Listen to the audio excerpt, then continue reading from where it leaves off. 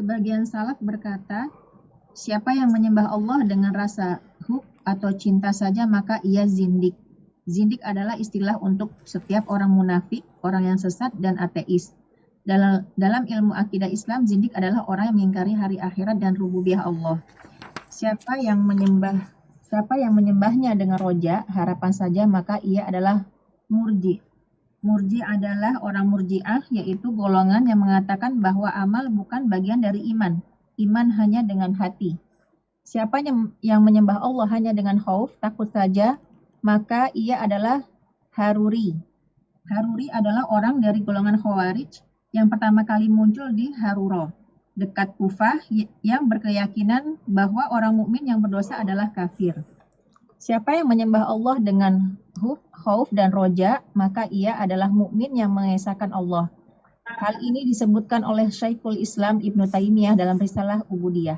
Barakallahu fikum. Baik, tadi kita berbicara bahwasanya 3 unsur ini harus ada dalam pengabdian kita kepada Allah Azza wa Jalla.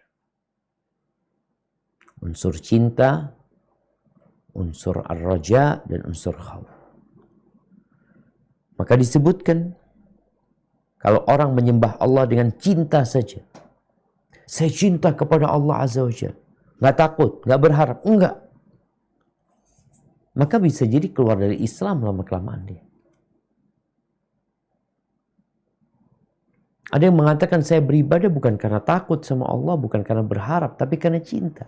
Nah, kita harus cinta sama Allah Azza wa Jalla. Tapi kita disuruh takut sama Allah Azza wa Jalla.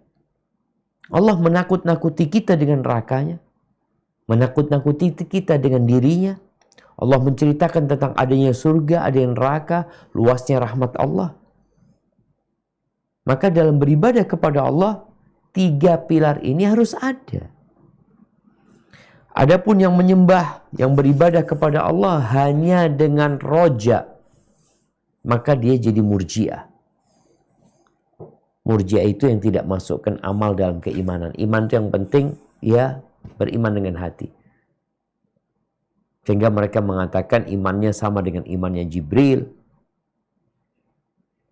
Yang penting hatinya beriman. Gimana? Bukankah kita disuruh beramal? Dan amal itu bagian dari iman. Tapi ada orang yang beribadah dengan harap saja dia. Berbuat dosa, oh Allah Maha Pengampun, tenang. Berzina, Allah Maha Pengampun. Iya, Allah Maha Pengampun, tapi azab Allah itu pedih loh. Bagaimana orang yang berzina itu dirajam sampai mati. Adapun yang beribadah dengan rasa takut aja, maka dia akan jadi khawarij.